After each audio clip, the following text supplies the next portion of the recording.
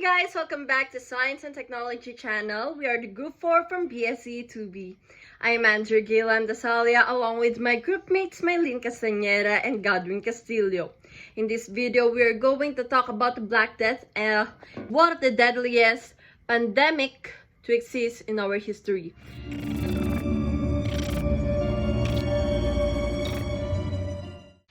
So, Black Death of the Middle Ages. So today we're going to talk about first, what is the Black Death? Second, how did medieval people think it spread? Third, how did the disease really spread? And fourth, how did people try to prevent the spread of the disease? So what is the Black Death?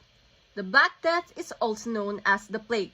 In the 14th century, it spread rapidly across the Europe, causing a massive reduction in the population. So people who caught the disease had swellings on their bodies, sometimes as big as eggs. Then the black spots would appear, which gave the disease its name.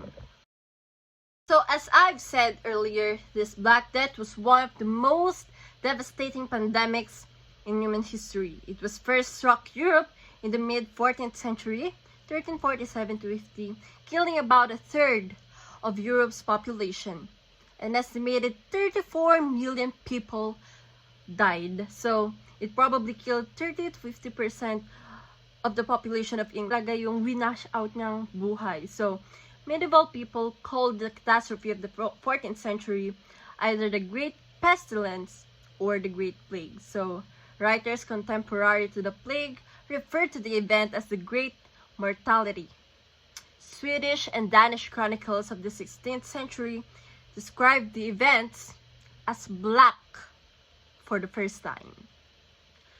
Because of a striking symptom of the disease, in which sufferers' skin would blacken due to hemorrhages under the skin, it was called the Black Death. A medieval description of the plague. Emergence of certain tumors in the groin or armpits, some of which grew as large as a common apple. Black spots appeared on the arm or the thigh. So, the Black Death is believed to have been the result of plague, an infectious fever caused by the bacterium Yersinia pestis.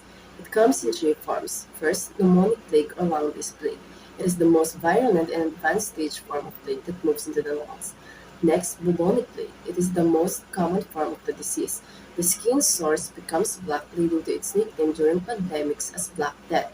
If untreated, bubonic and pneumonic plague can progress to septicemic plague, infecting the bloodstreams. If left untreated, pneumonic and septicemic plague kills almost 100% of those it infects. Fortunately, Yersinia pestis can be killed, and people with this kind of disease can be cured now. Historians have speculated that the fleas on rats are responsible for the plague. However, the study published on Monday in the journal PNAS instead points the finger at human parasites such as fleas and body lice. And what you see on the screen is the spread of the bubonic plague in Europe. Between 1347 and 1353, the Black Death killed 30 to 60% of Europe's population. Whether the Mongols intended to spread the disease and whether the story is even true is not clear. What is clear is that some residents of Kappa were infected with the plague. The plague continued to travel through Asia, eventually hitting major cities. What do people believe caused the plague? Sent by God to punish them for their sins, the movement of planets, being close to infected people, or because of bad smells? How did the disease really spread? Well, there are two types of plague. First is bubonic plague, which was the more and was carried in the bloodstream of rats. Fleas bit the rats and became infected. They then hooked onto other rats or humans, bit them, and passed on the disease. Second is the pneumonic plague, which was the less common but more deadly. It was caught by breathing in the germs released when an infected person coughed or sneezed.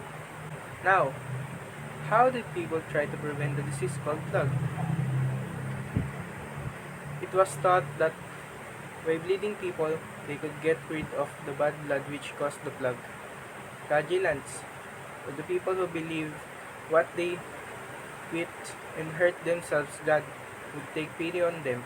And lastly, toad should be placed on the plague boil. The toad will swell and draw all out the poison of the plague to its own body. Alam ko dito familiar kayo and minsan tingin natin creepy or what is a plague doctor? So a plague doctor was a physician who treated the victims of the bubonic plague. So the plague doctor costume consisted of an ankle-length overcoat, a bird-like beak mask filled with sweet or strong-smelling substances, along with gloves and boots. The purpose of the mask was to remove bad smells, thought to be the principal cause of the disease. So, nabanggit kanina na isa sa mga pinaniwalaan ng mga tao noon na nagkakos ng disease ay yung bad smell. So, that is the reason why ganun yung mask nila before. So, doctors believed the herbs would counter the evil smells of the plague and prevent them from becoming infected.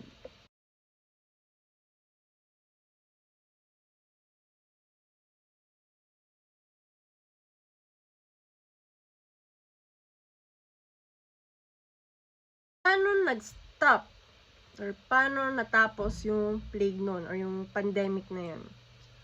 So the plague never really ended and it returned with a vengeance years later.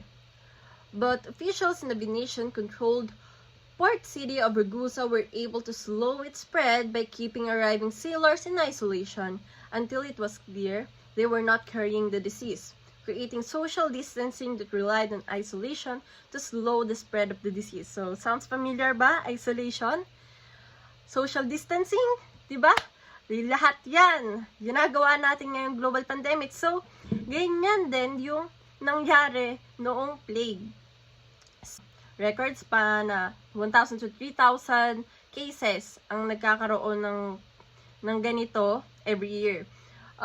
However, thanks to science and technology, pag na-diagnose ka nito, pwede ka nang gumaling ka agad gamit ang antibiotic. So, imagine the importance of science and technology. The sailors were initially held on their ships for 30 days at Trentino, a period that was later increased to 40 days, or a quarantine, the origin of the term quarantine, and the practice is still used today.